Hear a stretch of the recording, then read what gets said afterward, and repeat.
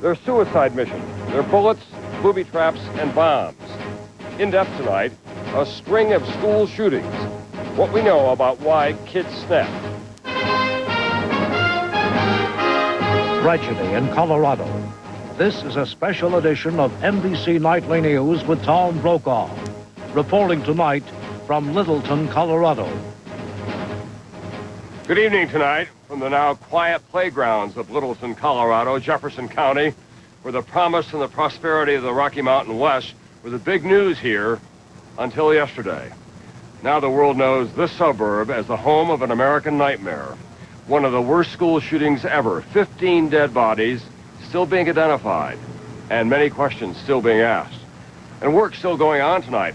A fire crew tonight detonated one of the pipe bombs left behind by the gunman. As we begin tonight, we want to take a moment now to get a clearer picture of what happened here at Columbine High. Just before 11:30 a.m. local time yesterday, two young men in black trench coats walk from the parking lot toward the building. They pull out their guns and start shooting. They enter the cafeteria, shooting as they walk. Moments later, they make their way up the stairs into the library as students scatter and hide. At noon, the first explosions the gunmen are now setting off are heard. Pipe bombs. At 12:30, the SWAT teams enter, finding bombs scattered around the building. They begin a room-by-room search. At 2:30, large groups of students are freed from their hiding places. By 4 p.m., the first word comes, there are multiple fatalities inside. Tonight, there are so many difficult questions. Who were these two young men? How could they come to this? We get some answers now as we begin with NBC Jim Avila. Tom, they come from good homes, good schools, good families. NBC News has learned that 3 of the 4 parents are indeed professionals. One a geologist, one retired military, one even an educator. But somehow, few would disagree, these kids went wrong. And some of their friends tonight are saying it was a violent turn from war games to real-life violence. These two boys, 18 days from summer break, one nearing graduation from an honored school, living in an upscale community, both parents at home, described as attentive and concerned. They've just been nice people. I mean, it's like you can't put blame on them at all. It's Dylan's choice, and no one knows why he made that choice. So how did Eric Harris and Dylan Klebold become America's most notorious killers, murdering classmates with a weapons cache that includes 30 bombs planted inside and outside their school, 2 sawed-off shotguns, 1 handgun, 1 carbine rifle? Well, they were laughing about killing people, and it was like they having the time of their life. Those who knew these teens best say the trenchcoat mafia is more than just black clothes. These boys were dangerously strange. You could tell he hated a lot of people.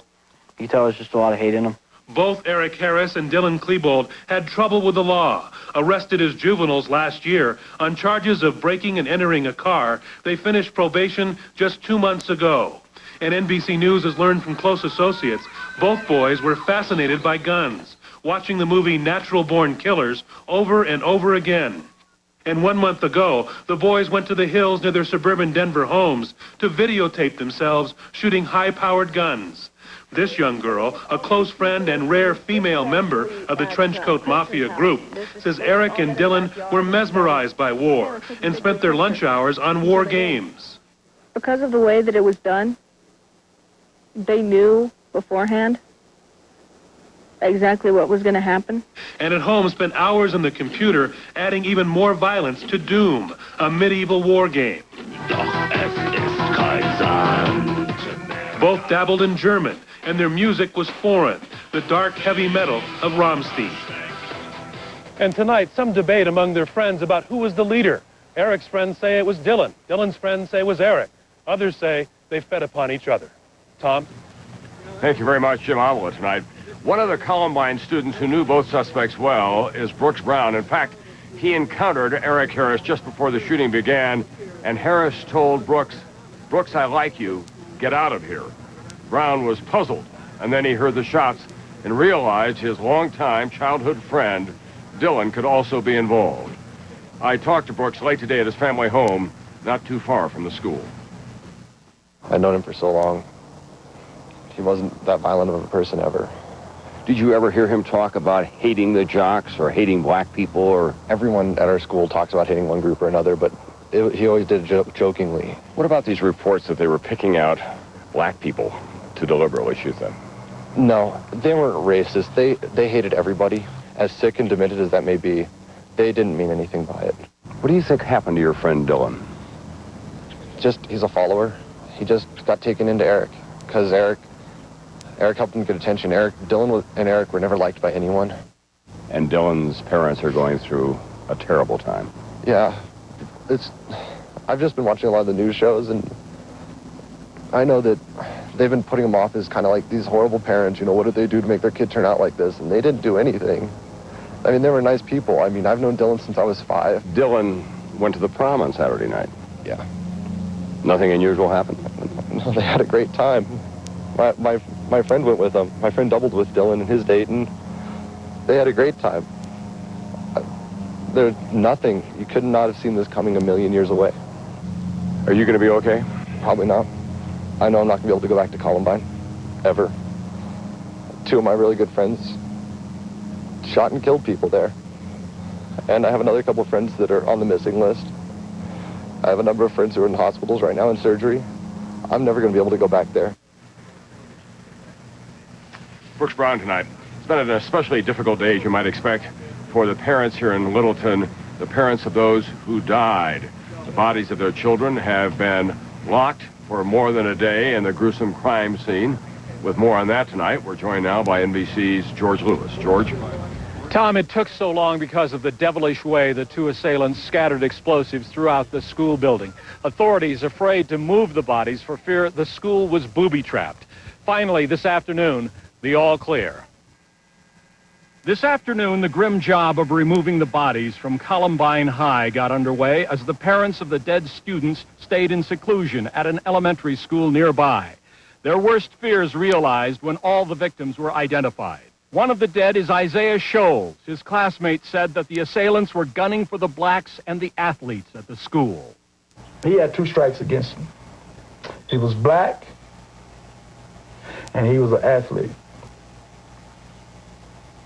That's why my son died. That's not a reason to die. That's not a reason to go. The wait for the parents of the dead was lengthened as bomb experts painstakingly removed all the explosives planted around the school. There is approximately 30 explosive devices that were found, but that includes at the homes, at the school, and out in some of the vehicles. At a Catholic church a couple of miles from the school, they remembered the dead and tried to comfort the living. There's no words anybody can say to comfort us. There's nothing anyone can do to get rid of this feeling but time. Late this afternoon, school officials said Columbine High School will probably stay closed for the remainder of the year, that students will be bused to other schools. I don't know if they'll reopen school. I don't know. Right now it's going to be so difficult for us to even step foot in the building. But I know as a faculty and as students, we're going to have to do it at some point. They're still questioning how it could happen here in this nice, quiet, middle-class community. The grieving process just beginning. That constant cry that it can't happen here is typical, according to a grief counselor who worked with the families of the victims in the Oklahoma City bombing and the Springfield, Oregon school shooting, and now Littleton, Colorado. And it did happen here. Tom? Thank you very much. NBC George Lewis, who's been here from the beginning. Now to the first doctor to arrive on the scene of the massacre, even an emergency room physician at the Denver Health Medical Center. For him, the scene was absolutely shocking. NBC's Dan Abrams tonight has more on his story. Tom, many of those who arrived at Columbine High School in the hours after the shooting found that the bodies themselves told a chilling story about what had just happened. Dr. Chris Caldwell was the first doctor inside Columbine High after the shooting stopped. What he saw? Proof many students never saw the attack coming. And there appeared to be some that were at the computer. There appeared to be a number that were at tables reading leisure reading books as well as clearly school books. But others clearly lived their final moments in fear. There were some that were under desks or a couple that appeared to be huddled together. The 2 outside, again, I can't say exactly how they got there, but if you had to ask what my impression was, it appeared to be that they were running. And after the rampage was over, as he counted the bodies, another discovery. The two shooters lying among the victims. There appeared to be two that had ammunition belts on, what appeared to be something to the effect of a vest, a bulletproof vest, and there were guns lying at their sides. And while the bodies may tell how it happened, even who is responsible, they can't answer the question that everyone here is asking, why? Tom? Thanks very much. Dan Abrams here tonight. One more footnote on the fallout from all of this. The president of the National Rifle Association, the NRA, Charlton Heston, said tonight that his group will scale back its annual meeting, which is set for a week from Saturday in Denver. He said they would do that out of sympathy for the shooting victims. When we come back, the other difficult questions raised by this tragedy in Colorado. NBC News in depth tonight. When troubled kids go too far, why do they do it? They get to a point where nothing's going to stop them except death. And they have come to look at death as the final solution. Kill. What sends them over the edge? Some possible answers tonight in depth. But first, how this tragedy touches everyone personally, like the man at the center of the investigation, Jefferson County Sheriff John Stone. You have a daughter? Yes, I do. How's she doing? A little traumatized. How are you doing about your daughter? You know, I haven't had enough time to be with her. I've been out here too much, so we're going to have to spend some quality time together and discuss this. NBC News in depth tonight from Littleton, Colorado. So many painful questions. What makes a child lash out with such deadly anger? Here in Colorado, that is one of the many troubling issues raised by the mass murders at Columbine High. What do the two young men who walked through that high school, their own high school, gunning down their classmates, have in common with other young killers? Are there warning signs that parents and teachers, everyone should be looking out for? NBC's Ann Thompson has some answers tonight in depth. Tonight, we are still learning about the teenage gunman in Littleton. But after 10 school shootings in 3 years, there is more detail and a profile developing of kids who kill kids. They decide that they're going to take others and die themselves. Death to them is a reward. It's not a punishment.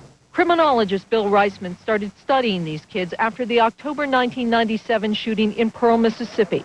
7 students injured, 2 killed. He sees a connection between Pearl shooter Luke Woodham and the Colorado gunman. Their belief system is almost identical. They were, you know, the neo-Nazi interest, the German interest. And that wasn't only true of Luke Woodham, that was also true of the 5 and 6 others that were involved in that situation. Trauma psychologist Robert Butterworth says, though parents may not notice them, the signs of trouble start early. Many of these kids show problems from birth. Signs like fighting in preschool, trouble in class, social outcasts by the age of 10. The psychological profile of Michael Carneal, who killed 3 students in West Paducah, Kentucky, reveals a boy taunted by classmates, called geek and nerd, teased that he had cooties and Michael germs. The report describes one early warning sign. 2 months before the December 1997 shooting, Michael took his father's revolver to school and showed it to classmates. He told a psychiatrist it made him feel safe. A bitter kid without a gun equals a fist fight in a hallway of a school. A gun and a kid who is not bitter equals an afternoon of hunting with his father. Put the two together and you have the potential for a massacre. But it's more than guns. The suspects in Littleton, like Carneal, were skilled on the internet, where they could seek support from similar outcasts. We have kids now that have means to fulfill these destructive fantasies. They can go into the internet. They can learn how to build a bomb. They can save up money and buy a gun. It's not that difficult. And the smallest thing can ignite a deadly rage. After the Jonesboro shooting, when 2 boys killed a teacher and 4 kids, when asked why, one of them said his accomplice was simply mad at a teacher. While they don't know what set off the massacre in Littleton, experts say the reason will never justify the worst school shooting in American history. Ann Thompson, NBC News, Chicago. I have more on the lessons from the shootings here in Littleton coming up on NBC Nightly News, and the hardest lesson that some kids have to learn when they went back to school today, just a mile away from Columbine High. We'll also have the latest in the war in Yugoslavia as those U.S. Apache helicopters finally arrive, now ready for action. For the latest now on tonight's other big story, of course, the continuing crisis in Kosovo. NBC Jim Miklashevsky joins me now from the Pentagon. The latest news on the new firepower in place and the first hints about ground troops once again. Jim? Well, Tom, after 2 weeks of anticipation, the first Apache attack helicopters arrive in Albania today. They could be ready for combat against Serb forces in Kosovo by next week. They're the closest thing yet to a ground war. And in the latest NBC News Wall Street Journal poll, 71% of those polled believe NATO will have to use American ground troops to win the war. But more than half are opposed to keeping the troops in Kosovo for more than a year. And today, the White House and NATO say they're updating their plans for ground troops just in case. Tom? Jim, what about those refugees who are still in Kosovo? Some 800,000, I guess, altogether. Well, Tom, there's some serious concern that those refugees trapped inside Kosovo may be starving. So the Air Force has even tested airdrops, food drops, from 30,000 feet from B-52s. And today, the White House announced that 20,000 Kosovo refugees now in Macedonia will be brought to the U.S. mainland and given temporary refuge. All right, thanks very much, Jim Miklashevsky at the Pentagon tonight. Now let's go on to Wall Street today, where the buyers were back. The Dow is up almost 133 points today, 1.25% of its value, another record high. A big comeback for the tech stocks. NASDAQ was up almost 80 points today, 3.2%. That wiped out Monday's big losses. I'll be right back with some kids who went back to school today, just a mile from Columbine High. How do you deal with a disaster like this when it's your friends and your neighbors? As you might expect, the people of Colorado can think or talk about little else today. For that matter, across the nation, what happened at Columbine High was on the minds of almost everyone. Most schools in this area were closed today, but not all. And tonight, NBC's Roger O'Neill reports from one that did open today and tried to cope. Like, my first thought was, these are kids my age. These are my friends' friends. Today, listening, not teaching, was crucial. At a school just a mile and a half from Columbine High, seniors struggle to make sense of the senseless. When a tragedy like this hits home, you realize that human suffering is human suffering wherever it is. I think it could happen anywhere. At Colorado Academy, a private school, no hallway chatter today about graduation and proms. Thousands of people are never going to be the same. And there are kids in the hospital that are, like, fighting for their lives. For teachers, the question, how safe is their classroom? So I was kind of like, well, how would I react in the classroom? What would I do? So I thought about evacuation. For parents like Mary Babin, saying good morning to her two children had new meaning today, but a new worry, too, when she said goodbye at school. It reinforces the fragility of life that everybody knows is there and that we take for granted day in and day out. Hug them a little longer? Hug them longer. Say I love you and wait so you can hear it back. Many of the kids said they had long talks with their parents. But the question, what kind of hate could trigger such violence, won't go away. I don't know how long these kids have felt this way before they finally, like, exploded out like this. This whole thing has just made me think of just kind of how precious life is, you know. School psychologists say it's important now for students to begin to refocus on something they can do, to do something positive. Here at Colorado Academy, the graduating class is already talking about redirecting their senior gift to a memorial to the school just down the road. Such a painful lesson, so close to home. Roger O'Neill, NBC News, Littleton. And for everyone else here, it was also a day of extended group therapy. Kids and parents drawn closer by this experience. Strangers coming to the school out of curiosity and bafflement. Memorials, large and small, as this energetic corner of America went into the slow motion of grief today. Across Jefferson County today, the next step, gathering to mourn, to begin the healing. At the Light of the World Catholic Church, Pastor Jerry Rohr speaks to more than 800. We will all agonize in the coming weeks over what could have prevented today's tragedy. The answer may never be clear. At Clement Park, across from the school, students gather at a car belonging to one of their dead classmates. And television played and replayed the words of 14-year-old Katie Krona, words she wrote her parents at school during the siege. All I wanted to do when I heard the gunshots was call you and tell you how much I loved you both with all my heart. An abundance of grief, of bewilderment, too many questions, too few answers. I'll see you with more on this tragedy in Colorado tonight on a special 2-hour edition of Dateline that will begin at 8 Eastern Time. Then I'll see you on a special edition of Hockenberry tonight at 10 Eastern on MSNBC Cable. I'm Tom Brokaw, and I'll see you again from Colorado tomorrow night.